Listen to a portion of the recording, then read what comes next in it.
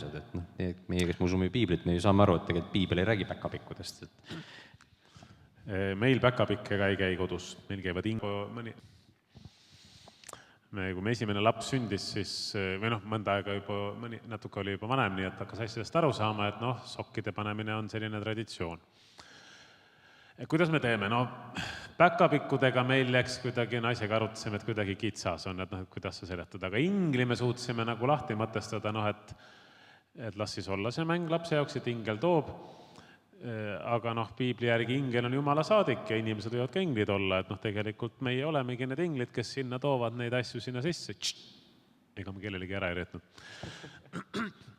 Ja et kui kunagi nagu neil teoloogiline küsimus, sisuline küsimus tekib, et siis noh, on võimalik seda täitsa ära seletada. Päkapikkudega on natuke keerulisem. Aga kõik need traditsioonid, no ma tean, mõni on väga kuuse vastu, et see paganlik traditsioon, jõuluvana vastu rohkemgi veel mõni. Aga mina näen pigem niiviisi, et me oleme mingis kultuuris ja noh, kasutada ära neid sümboleid, mida meie ühiskond kasutab, kuni nad ei ole otseselt vastu kristlikule sõnumile, noh, kasutada neid omal heal eesmärgil ära, miks mitte? Jah, ma leian ka nii, et otseselt ei ole ju uus mingi halb asi, paljud võivad seda väita, aga noh, sõltub, kuidas ise seda lahti mõtestad. Kui peaks juhtuma niiviisi, et noh, hakatakse laulma nagu laule kuusest ja kuuse poole ja inimesed hakkavad palvetama kuuse poole jõulude ajal, siis ma arvan, et on midagi viltu ja läheb asi ebajumalaks ja tuleb see asi lihtsalt siit ära kõrvaldada. Aga kuniks on illustratsioon, siis noh, las olla. Siuke iluasi toas, nagu muu ornament ikka. Aga kuidas sa seda jõuluvana tegelast nagu mõtestad või et noh, kus tema nagu pärit on siis? Ma ei tea, igal jõuludel ta tuleb ja siis pärast veel näha tükk aega. Kuskilt korra tuleb ja siis on jälle kadunud. Ja ma olin täna hommikul Mustvees ja lubasin ka seal, noh, seal olid väiksed lapsed enamalt, küsida neil ka küsimusi ja siis ikka küsiti, et kuidas meil meie isa palve pähe õppida ja kas sa usud Jumalasse ja siis üks küsis, kas sa usud jõuluvanasse. Ja siis ma ütlesin, et ma usun seda, et ma näen neid kaubanduskeskustes väga tihti ja nad jagavad seal kingitusi. Et niimoodi on. Meil, minu peres, lapsena kristlikus peres kasvanud vanemad kristlased, võib-olla korra käis jõuluvana, aga meil olid alati, need kingid olid kuuse all. Ilmusid kuuse alla. Aga siis oli mingi jõulujärgsetel päevadel oli üks meie vanuste lastega pere natuke Tallinnast väljas, selline Sauel, kutsus teisi peresid enda juurde ja nad alati tegid ka kingitusi või loosipakid olid seal. Ja siis nad olid nii, et elasid selle Saue servas ja edasi läksid juba põllud ja siis oli nii, et selle pere vanaisus oli päriselt habemega ka. Tema siis mingi hetk tuli kaugelt välja pealt latern käes niimoodi ja lapsed siis vaatasid, et aknast oli üle lumise välja, tuli kaugelt, hakkas latern tulema ja siis me vaatasime, ootasime, tema oli ikka päris jõuluvana. Ilus mäng, kingitusi sai. Kingitusi on alati tore saada. Ma olen mõelnud, et kuidas näiteks kristlastena rääkida lastele neid traditsioonilisi pooli jõuludes, sest et ilmselgelt päkapikud ja jõuluvana on lastel olulised, aga kas on viisakas siis väiksel lapsel öelda, kelle jaoks on mäng, me teame, et see ei ole otseselt ohtlik, aga öelda talle tuimalt ära, et kuule, see jõuluvana, see mingi välja mõeldud mõttetu mees, või on parem nagu lasta tal ise kuidagi välja kasvada sellest, et mis sina nagu arvaksid. See päkapikkudest kui rääkisida, kuidas nagu seda jõuluvana poolt nagu tasakaalustada siin või? Me oleme oma peres ka mõelnud selle üle, juba varem, mitte praegu, lapsed on juba osad suuremad. Et lõpuks igasuguseid muinasjutte ju lapsed loevad, oleme ise lugenud muinasjutte, ma ei mõtle üldse jõuluvanaga seoses ainult. Ja mingisugusel hetkel me hakkame tegema vahet, mis on reaalsus ja mis on tegelikkus. Ja ka kristlikus peres üleskasvununa lugesin ma neid muinasjutte ja lugesin piiblilugusid ja ei olnud seda, et ühel hetkel oli see kõik nii-öelda muinasjuttudest sain aru, et need on väljamõeldised ja siis arvasin, et piiblilood on kõik väljamõeldised. Et kuskilt see vahetegemine tuleb, et ma nagu väga seda ei kardaks. et jõuluvana on selline kehastatud muinaslugu, las ta siis olla, kust keegi teada saab selle, mis see tegelikult on. Et ja kingituste toomine, siduda Jumala kingitusega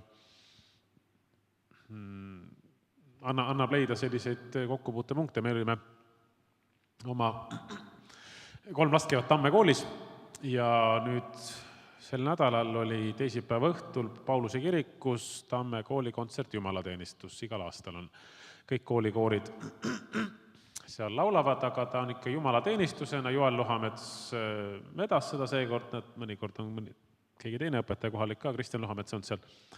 Joel Lohamets vedas, ta on ikka jumalateenistuse vormis. Alguses on selline väike algusliturg ja on siis kontsert on üles ehitatud niiviisi, et 3-4 laulu, siis on jälle pühakirja lugemine, 3-4 laulu, siis on pühakirja lugemine ja lõpuks on jutlus ka. Üks laps küsis mu käest, või tähendab, naise kõrval istus, enne kõrval, et kui see jutlus tuli, ma kella ei vaadanud, tund aega oli vähemalt kogu see kontsert kestnud, see oli ikka päris lõpus. Et kui kaua see jutlus nüüd tuleb, kestab? No, naine arvas, et võib-olla 10 minutit, laps vaatas 7 minutit oli. Aga rääkis kingitustest, rääkis ikka evangeeliumi ära ja kõik oli nii nagu peab. Selgelt Joel Lohamets oskab hästi rääkida. Aga rääkis loo, mis mul jäi meelde, ma arvan, et teistel ka, et vaata, kui kingitusi tehakse, siis sa ootad midagi ju ikkagi vastu. Mingit tänulikkust ja mingit reaktsiooni. Et oli üks mees, kes oli mõelnud, et ta kirjutab jõuludeks 100 kaarti ja kirjutas 100 kaarti, saatis 100 inimesele ja vastu sai 0. Ja kui Jumal on teinud suure kingituse, saatnud meile oma poja, mis ta vastu saab? Ja sellega jutlus lõppeski. Oli 2 laulu veel ja oli mille üle mõelda.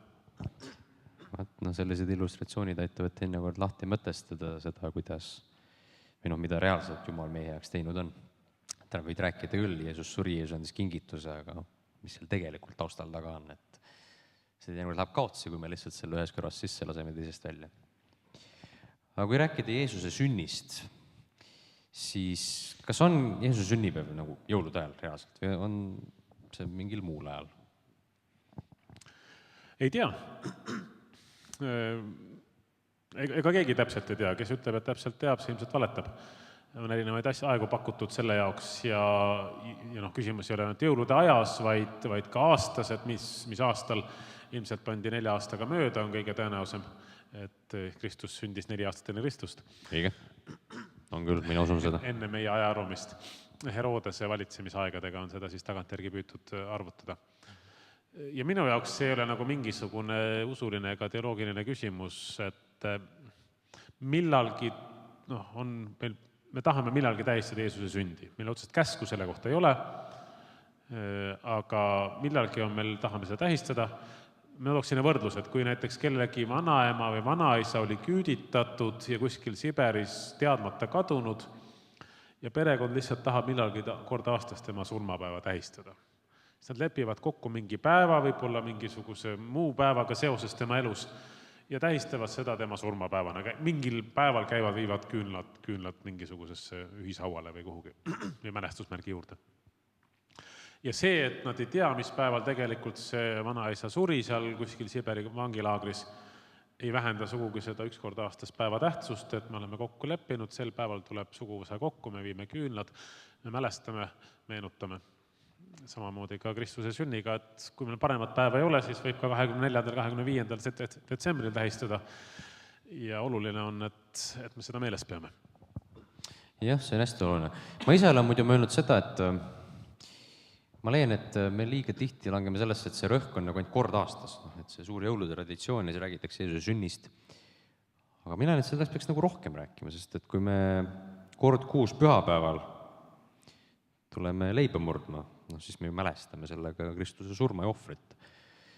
Et me tema surma ja ohvrit, seda me nagu mälestame tihti, aga tema sünnist me nagu nii palju ei räägigi. Muidugi surmal on tähtsus ja ilmselgelt. Aga samas ma leian, et Jeesuse sünnist võiks ka ikkagi rohkem rääkida, et mitte ainult kord aastas. Et see on ka ikkagi väga oluline sündmus ajaloos ja õndsusloos ikkagi hädavajalik, sest et Kristus ei saa surra, kui ta ei ole siia ilma sündinud. Minu jaoks on, kunagi läks nagu lahti või oluliseks muutus see mõte, et kui me räägime Jeesuse sünnist ja need pildid ja kuvandid seal juures on väike laps, et võibki jääda see mulje, et siis Jeesuse eksistents algas. Ja ma arvan, et paljude inimeste jaoks see niiviisi ongi. Sündis, Jumal saatis oma poja, et umbes nagu lõi oma poja siis tol hetkel. Aga et kui me nagu jääme selle juurde väga, et Jeesus sündis ja siis kasvas üles ja lõpuks suri, tõusis üles, et meil on siis väga raske eristada teda muudest suurtest prohvetitest, kellel oli oma sünd. Või et miks, kui ta suri kogu maailma pattudest, mille poolest siis tema surm nii väga kaalukas oli? Sündis väikse lapsena, kasvas üles, suri, olgu elas patuta elu, aga ikkagi üks inimelu versus maailm jääb nagu kuidagi natukene lahjaks, see kaalukauss.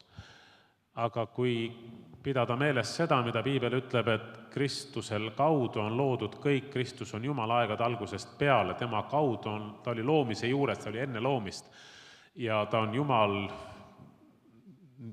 täielikult Jumal, ja siis mingi hetk ta sai inimeseks, ta loobus oma taevasest tausta, võttis inimese kuju ja elas seda inimlikku elu, siis see annab nagu hoopis teise perspektiivi kogu lunastusele, kogu Jeesuse elule.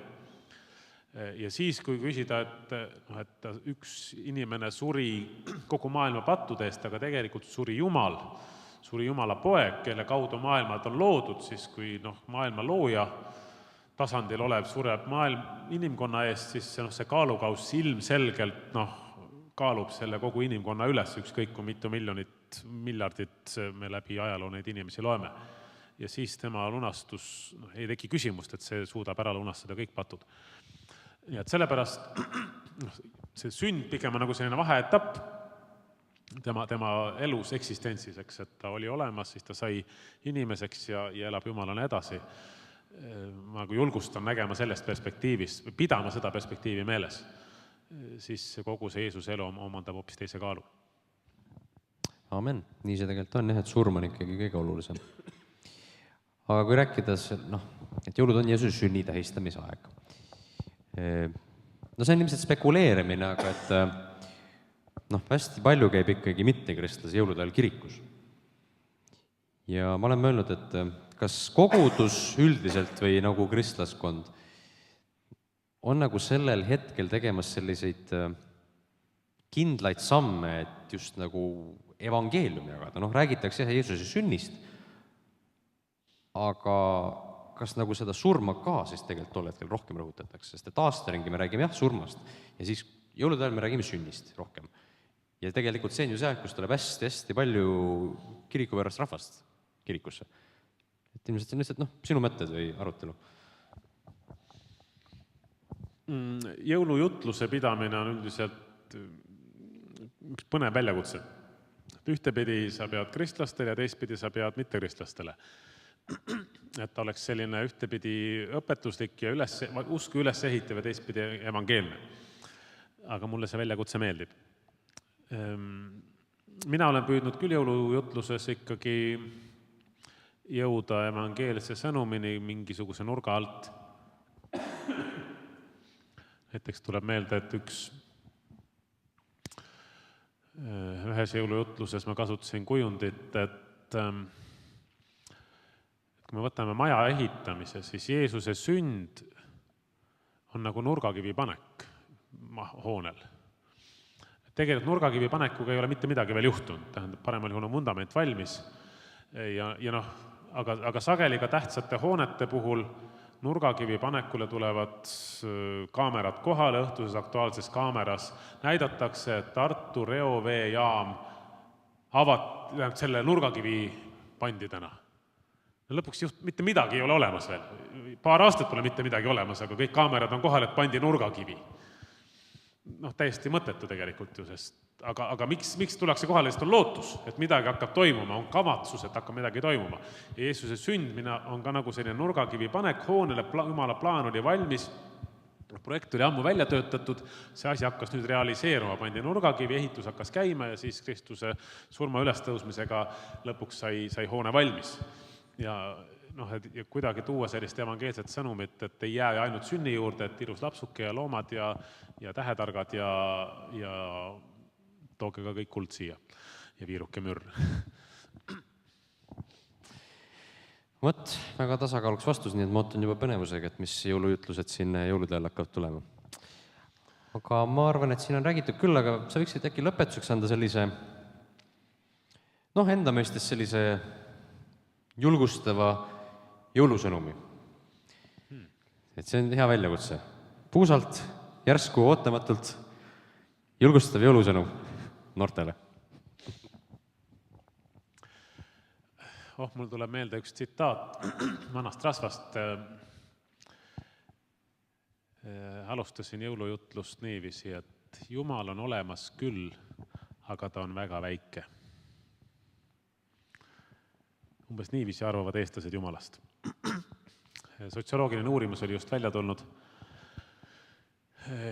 Eesti usust, elust ja usuelust kirikute nõukogu koos Saarpolliga, uuringufirmaga, ja jõudsid sinnani, et eestlane üldiselt usub, paljud eestlased ikkagi usuvad, et mingi kõrgem võim on olemas. Aga sellel kõrgemal võimul ei ole nagu mingit mõju minu igapäevasele elule. Ta on olemas, tema juurde võib mõnikord pöörduda, aga et ta kuidagi, ma ei vastuta kuidagi tema ees ja ta kuidagi ei mõjuta mind ka. Ja selle uuringu nagu üks teoloog, ülikooli õppejõud tõlgendas seda uuringut ja ütles, et eestlaste jaoks Jumal on küll olemas, aga ta on väga väike.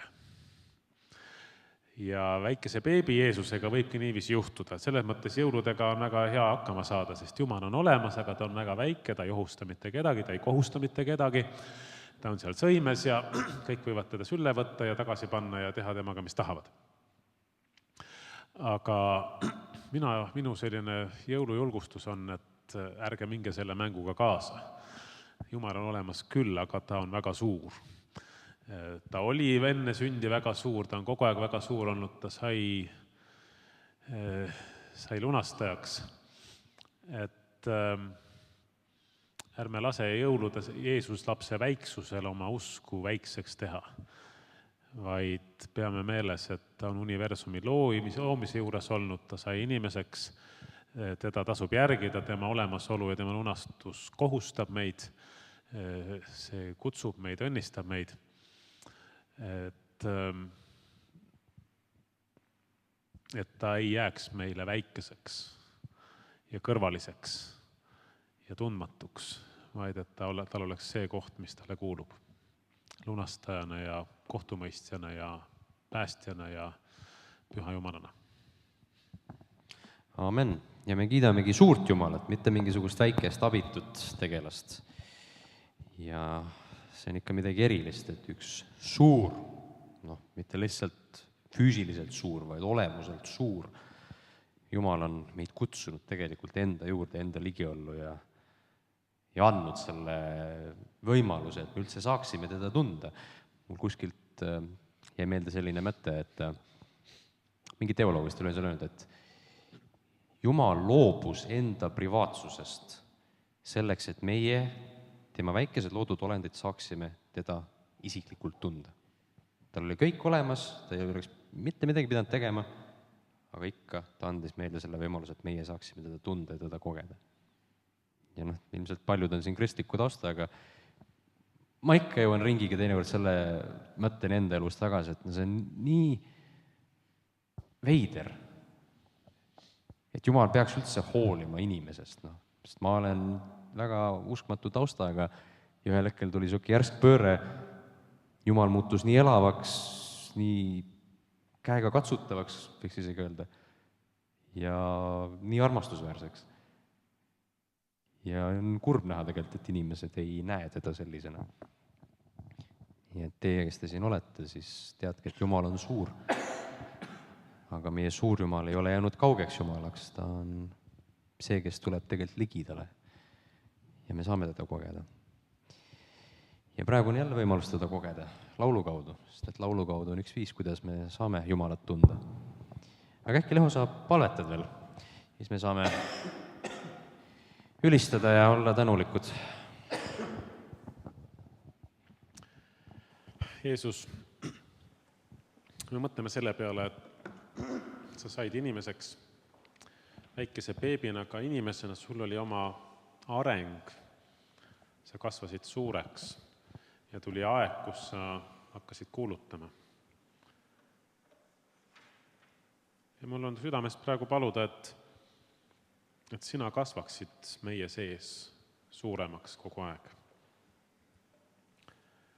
Me tahame anda sulle ruumi kasvada, tahame ka lubada kasvada, et sa ei jää väikeseks, vaid sa saad järjest suuremaks meie jaoks. Palun, issand, kasva meie jaoks. Meie südames täida meie mõistus, täida meie tahe, täida meie meeled. Palun, et meie ajakasutus oleks rohkem täis sind. Et sa ei oleks väike, vaid sa oleks suur meie eesmärkides. Sa oleksid suur selles, mida me kuulame, mida me vaatame, kuidas me suhtleme. Palun, issand, kasva meie elus aastast aastasse. Kasvata meie usku, meie Jumala tunnetust, meie usaldust. Ja ma tänan, et koos sellega kasvab meis rahu, kasvab rõõm, kasvab sinu vaimuvili täiel määral. Ja nii hea on sinuga koos kasvada. Usaldada sind, olla sinu sees ja sinuga koos. Ja teada, et sina oled suurem kui see maailm. Ja sina võidad. Sina oled meie lootus ja meie abi. Aamen.